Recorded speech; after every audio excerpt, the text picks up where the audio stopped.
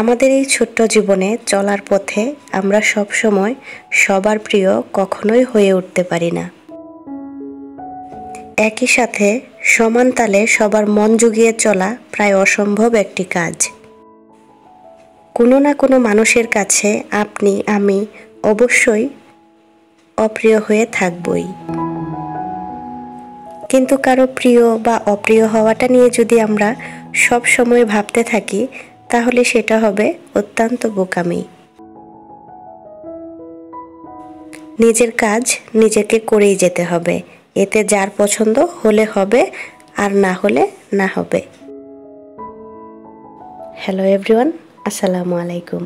Welcome back to my channel. আমি ফাহমিদা পারভিন উর্মি। আশা করছি যে যেখানে আছেন সবাই অনেক অনেক ভালো আছেন, সুস্থ আছেন। আলহামদুলিল্লাহ, আল্লাহর অশেষ রহমতে আমরাও অনেক ভালো আছি। বরাবরের মতো নতুন আরও একটি ব্লগ নিয়ে হাজির হয়ে গেলাম, আর আশা রাখছি আমার আজকের এই ব্লগটিও আপনাদের কাছে খুব ভালো লাগবে। ভিডিওর শুরুতে আপনাদের সাথে আমি কিছু কথা শেয়ার করেছি, তো সেই কথাগুলো বলার উদ্দেশ্য একটাই ছিল, এই যে আমি গাড়িটা ড্রাইভিং করছি, এটার জন্য কিছু মানুষের কাছে আমাকে কিছু কথা শুনতে হয়েছে। আজ থেকে 4 বছর আগে যখন আমি আমার ইউটিউব চ্যানেলটা খুলেছিলাম, তখনও আমি কিছু মানুষের কাছে কিছু কথা শুনেছিলাম যে যেটাই করি না কেন সেটা ভিডিও কেন করতে হবে, অন্যদেরকে কেন দেখাতে হবে। তো এইসব কথা যারা বলতো এখন কিন্তু তাদেরও চ্যানেল আছে। পার্থক্য একটাই, যে আমি কিছুটা হলেও এখানে সফলতা পেয়েছি আর তারা সফলতা পায়নি। আচ্ছা, কিছু কথা পরে বলছি, এখন ভিডিওতে আসা যাক। অনেক ভোরবেলাতে বাসা থেকে বের হয়েছি, তো কিছু খাওয়া হয়নি। বাহিরে এসে নাস্তা করলাম, তারপরে পাসপোর্ট অফিসে চলে গেলাম, আর সেখানে আধিয়ার পাসপোর্ট রেডি হওয়ার জন্য যা যা লাগে সেগুলো দিয়ে আসলাম। এখন বাসায় এসে পড়েছি, আর আমাদের জন্য যা রান্না করে রেখে গিয়েছিলাম সেগুলো এখন গরম করে নিচ্ছি। কাজ তো করছি, আর এদিকে আপনাদের সাথে কিছু কথা বলি। যা বলছিলাম, আমার কাছের অনেক লোকজন আছে, তারা আমার শুভাকাঙ্ক্ষী নাকি তা বলবো না, আমি জানি না ঠিক তারা আমার কি।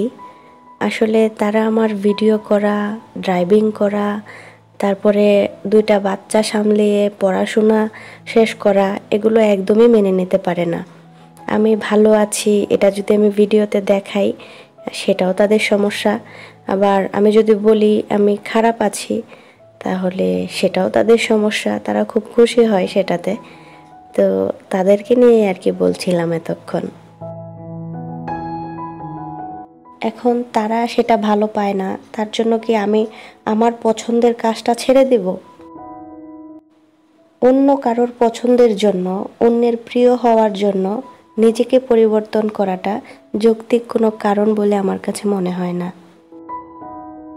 আর তাই তো আমি আমার নিজের গতিতে এগিয়ে যাচ্ছি। কাজ শেষ করে বাসায় এসে তরকারিটা গরম করে নিয়েছি, তারপরে ফ্রিজ থেকে আরও এটা সেটা বের করে নিলাম, আর মামের ভাতটা বেড়ে নিচ্ছি। আনহার বাবার যেহেতু দুপুরবেলা দাওয়াত ছিল, তো ঘটা করে আর ডাইনিং টেবিলে সব কিছু নিয়ে যাওয়া, তারপরে একসাথে বসে খাওয়া ওরকম আর হবে না। আমি আর আনহা বাসায় খাবো, তো সেজন্য আমরা আমাদের পরিমাণ মতো প্লেটে নিয়ে নিচ্ছি। যেদিন দুপুরবেলা বা রাতের বেলা আনহার বাবা বাসায় খায় না, তো সেদিন আমরা এভাবে করেই খেয়ে নেই। অনেক সকালে যেহেতু বাসা থেকে বের হয়েছিলাম, তো জানতাম যে দুপুরে বাসায় এসে খেতে হবে, কারণ আনহার বাবার অফিস ডে ছিল সেদিন। তো তাড়াতাড়ি কাজ শেষ করে সে তো বাসায় আসবে না, অফিসেই চলে যাবে, আর দাওয়াত আছে যেহেতু, তো দাওয়াতেও যাবে।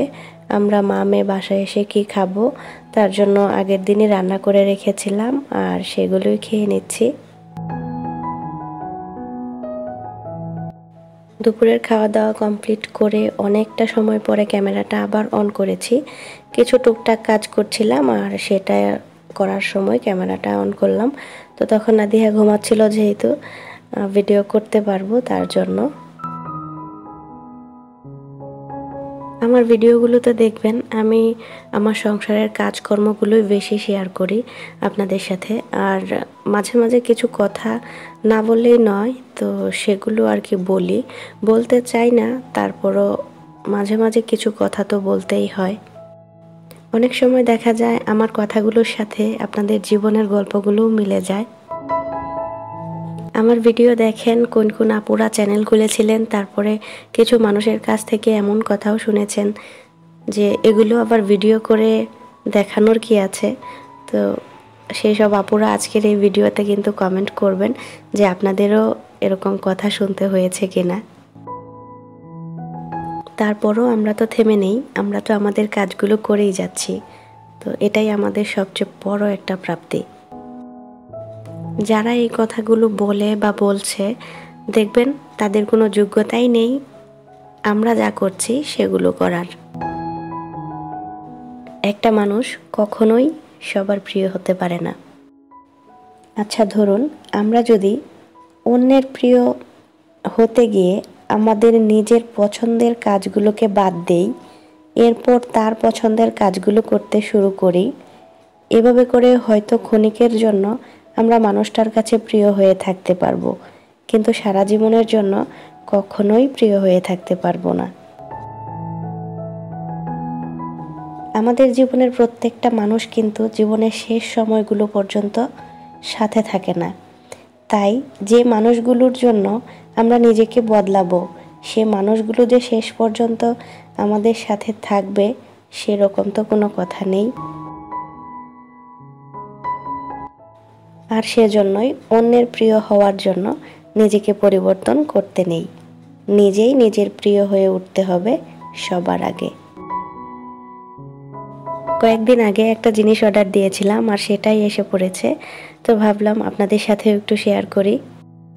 পার্সেল আসার পরে কার কার এমন লাগে যে কখন এটা খুলবো, ভিতরে কি আছে দেখবো, ঠিক আছে কিনা, কেমন দিয়েছে জিনিসটা, তো এটা দেখার জন্য অনেকটা আগ্রহ থাকে। তো ডেলিভারি ম্যানের কলটা পাওয়ার সাথে সাথে একদম দৌড়ে গিয়ে সেটা নিয়ে আসা, তো একটা অন্যরকমই ভালো লাগা কাজ করে। একটা শাড়ি অর্ডার দিয়েছিলাম আর সেটাই খুলে চেক করে নিচ্ছিলাম। যেহেতু সামনেই আমাদের ম্যারেজ ডে, সেজন্য শাড়িটা কেনা। যেমনটা দেখে অর্ডার করেছিলাম ঠিক তেমনটাই পেয়েছি। খুবই ভালো লাগছে যখন এটা পেয়েছি, আর একদমই মনের মতো হয়েছে। শাড়িটার সাথে সুন্দর টার্সেল করা আছে, আবার এমব্রয়ডারির কাজও করা আছে। সেই সাথে শাড়িটাতে ব্লাউজ পিসও দেওয়া ছিল। তো ওভারঅল ভালো লেগেছে। আপনাদের কাছে কেমন লেগেছে নিশ্চয়ই কমেন্ট করে জানাবেন। সকালবেলা যেহেতু সিলেটে গিয়েছিলাম, তো কিছু টুকটাক কিনে নিয়ে এসেছি, ওই শীতের কাপড় চোপড় আর কি। তো বাচ্চাদের তো এগুলো লাগেই, প্রতি শীতেই কিনতে হয়। তো আনহা আর আদিহার জন্যই কিছু শীতের ড্রেস কিনে নিয়ে এসেছি। আর আমি তো ওই বেবি কর্নার ছাড়া অন্য কোথাও ঠিক ওরকম ভালোও লাগে না, আর প্রাইসগুলো বেশি মনে হয়, তো সেজন্য বেবি কর্নার থেকেই কিনে নিয়ে আসি। এখন রাতের বেলা, তো সব কাজকর্মই সেরে নিয়েছি। তো ভাবলাম সকালবেলা যে জিনিসগুলো কিনেছি সেগুলো আপুদের সাথে একটু শেয়ার করি। তো আনহা আর আদিহার শীতের কাপড় চোপড়গুলো কেমন হলো নিশ্চয়ই কমেন্ট করে জানাবেন। আদিহার জন্য একটু বেশি কেনা হয়েছে, কারণ আদিহা তো একটু বেশি ছোট, তার একটু বেশি কাপড় চোপড় লাগে, যেহেতু একটু পরে পরে ময়লা করে ফেলে। আর আনহার তো আগেরও কিছু ছিল, আর এইবার কিছু কেনা হয়েছে। সিলেটের এই বেবি কর্নারের কাপড়গুলো আমার কাছে এত ভালো লাগে যে আমি এখান থেকে ছাড়া অন্য কোথা থেকে কিনে এই আনন্দটা পাই না। আর ভালোও লাগে না, কোয়ালিটিও ভালো লাগে না, তারপরে প্রাইসগুলোও বেশি মনে হয়। আর এখান থেকে কিনলে আমার কাছে মনে হয় সব কিছুই একদম পারফেক্ট।